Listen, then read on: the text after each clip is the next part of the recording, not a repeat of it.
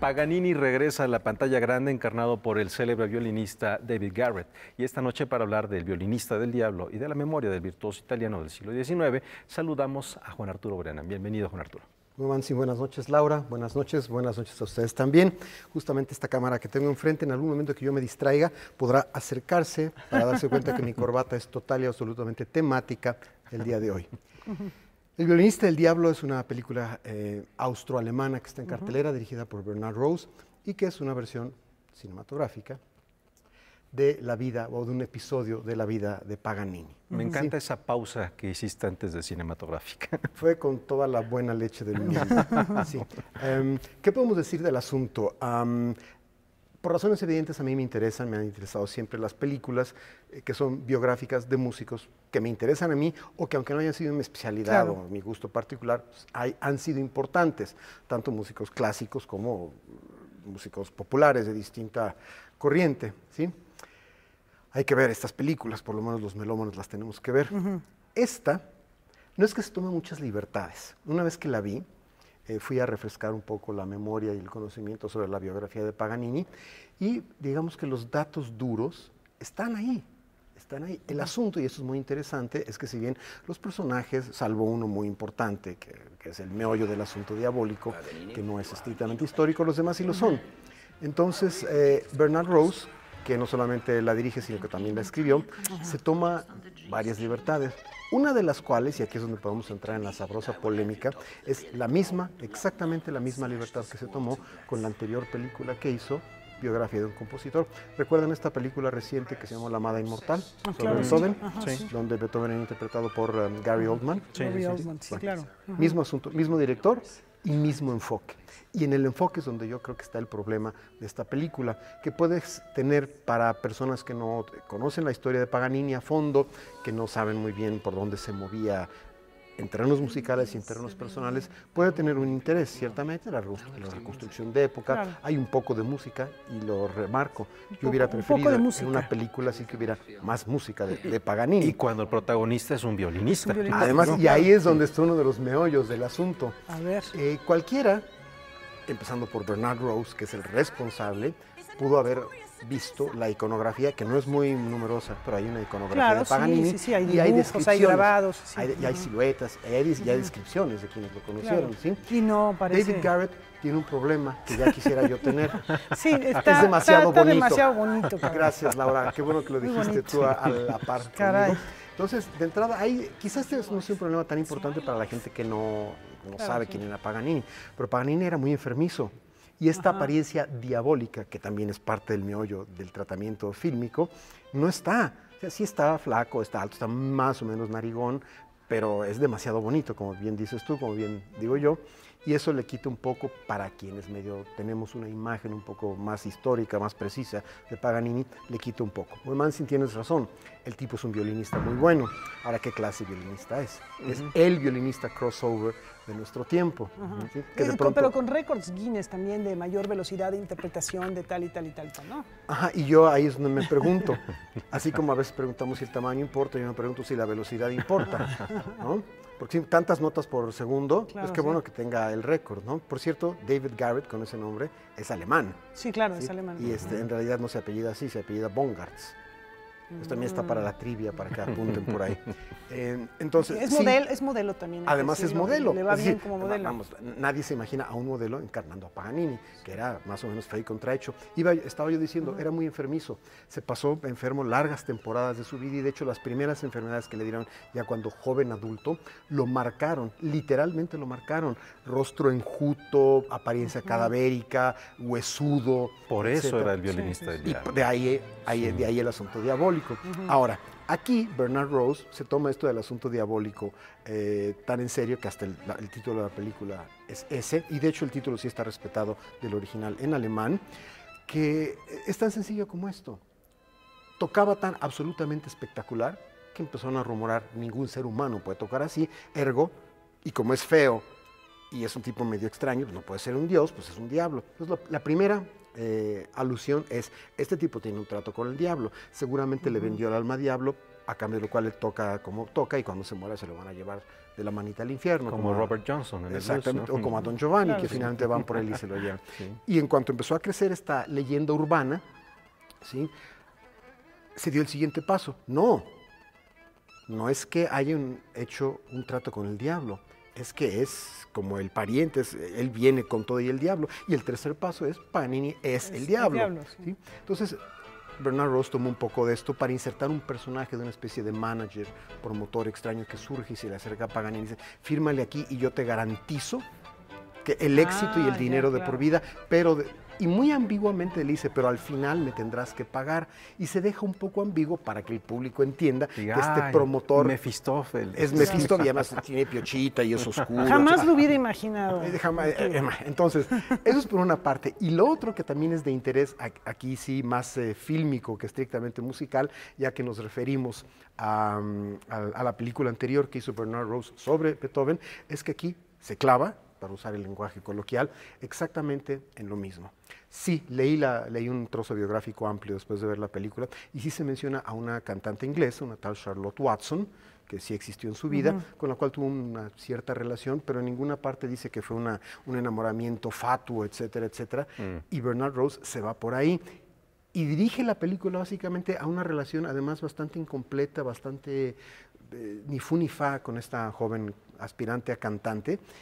Y Bernard Rose se olvida de muchas cosas que hubieran sido, sobre todo, mucho más llamativas para el público, de las leyendas puntuales que hay al respecto de Paganini, ¿sí? Aquí tenemos otras imágenes, bueno, Sí. digo, tratando de conectar Claro, el otra hecho película. del violinista, pues ahora vamos con el violín, porque bueno, también Paganini tocaba con un violín especial. Entonces nosotros estamos ahora con esta otra película que ya tiene violín varios rojo, años, sí. del 98. Alguna vez entrevisté a François Girard a propósito del violín rojo.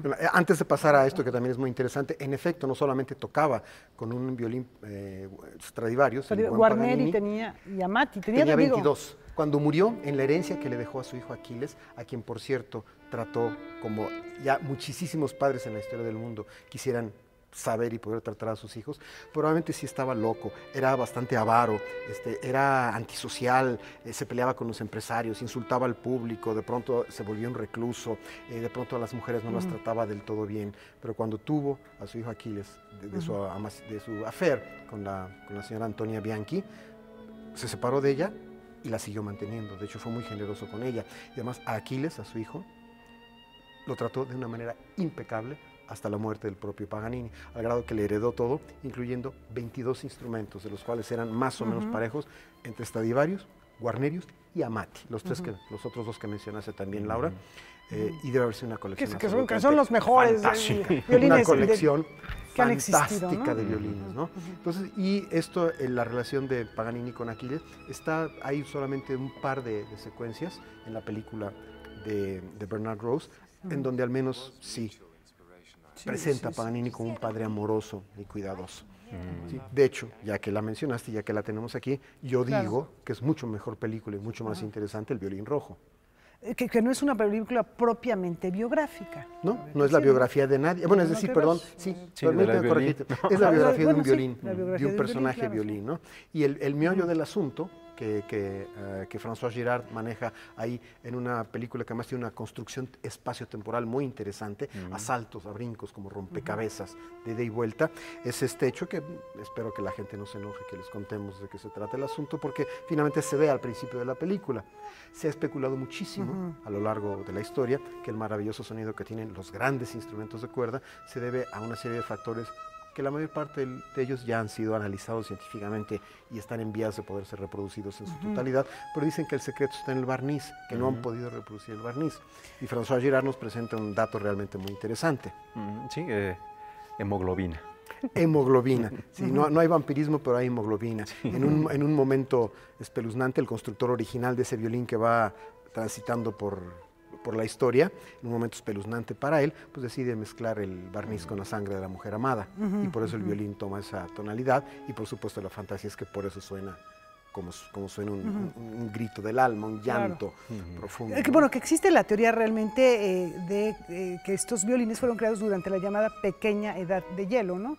Y que eso produjo cierto tipo de maderas con una densidad muy particular. Debido al clima. Debido al clima que hubo, y por eso no se han podido reproducir, digamos que es una de las teorías que hay, ¿no? Sí, no, las historias Es el mínimo de Maunder, si no me equivoco, se le llama así, el mínimo de Maunder o pequeña edad de hielo.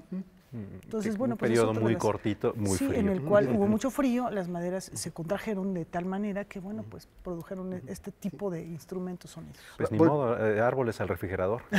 Volviendo un momento a la película de Bernard Rose sobre Paganini, el violinista maldito, hay un dato, que no es tanto un dato, sino una parte importante del enfoque que Rose le da a su Paganini fílmico, que es importante mencionar, que literalmente lo pone, lo exhibe como un rockstar avant la lettre, como dirían los franceses, ¿sí? Las groupies y los gritos y las desmayadas. Y las desmayadas, que es como la leyenda también, etcétera, como si fuera Mozart. Exacto, no, fíjate que no, era mucho más impresionante Paganini como virtuoso y por su facha y todo. Yo creo que las groupies eran mucho más numerosas y mucho más entusiastas con Paganini que con Mozart. Y quizá ese es un detalle interesante de la película, porque de alguna manera hay una réplica prácticamente contemporánea, que es un poco posterior, que es Franz Liszt. De hecho, Franz Liszt toma de Paganini respeto por el virtuosismo y se pone a estudiar como loco para volverse el gran virtuoso del piano, como Paganini lo fue del violín, y a su vez Franz Liszt se convierte en otra especie de rockstar de su tiempo, donde también con una leyenda que destrozaba el piano. Las groupies y las desmayadas y que se iban encima de él cuando estaba tocando el piano, y que las teclas que volaban. Nos remitiría, si tuviéramos tiempo, a otra película donde se trata exactamente a Franz Liszt como un rockstar, que es Listomanía, de Ken Russell, quien por cierto es autor de varias películas muy interesantes sobre compositores biográficas, pero con twists muy extraños a veces, algunos más o menos perversos. El Mahler de Ken Russell es formidable, ¿sí? Entonces ahí está la conexión Liszt, Paganini, rockstars a priori. Esa es quizá la parte más interesante que se deja ver en la película, porque a lo que concluiría yo, que me quedó un poco en el tintero, es que en la película sobre Beethoven, Bernard Rose fue por lo mismo, omitió un poco la música y partes más interesantes de la biografía para ponerse a averiguar con nosotros o para nosotros durante toda la película quién era la famosa amada lejana, amada inmortal, que si era Teresa von Brunswick, que si era Giulietta Guicciardi, que si era Bettina Brentano, y acá también. Allá son esas tres mujeres misteriosas, que no sabemos cuál de ellas era la amada inmortal, y acá es esta relación un poco ambigua y no del todo fructífera con Charlotte Watson. Inventar la musa para que, bueno, la historia de amor no quede fuera del cóctel del guión cinematográfico. Por supuesto, abordar un biopic, una película biográfica sobre un gran compositor sin meterle el asunto romántico, probablemente sea, digamos, detrimental para la taquilla. No sé si para la película, pero ciertamente para la taquilla, ¿no? Bueno, pues muchas gracias por hacernos este comentario en esta ocasión, Juan Arturo, que algunas veces tratamos de campechanearlo siempre entre cine y música, porque, bueno, se te da. Hay elementos para que la gente decida si va, si no va, ¿no? La historia romántica, ahí está, si es lo que les interesa, ahí está. Yo creo que pudo haber sido una mejor película. Claro, y si les gusta David Garrett, que sí está más bonito que podría Paganini, pasar, ¿no? En fin, ahí está. Perfecto. Bueno, pues muchas gracias. Gracias, Laura. Gracias, Romancin. Gracias a ustedes. Nos vemos la próxima vez. Bien. Vamos a hacer una pausa. Quédese con nosotros. Al regresar vamos a enlazarnos a Guanajuato para enterarnos de los pormenores del Festival Internacional de Cine.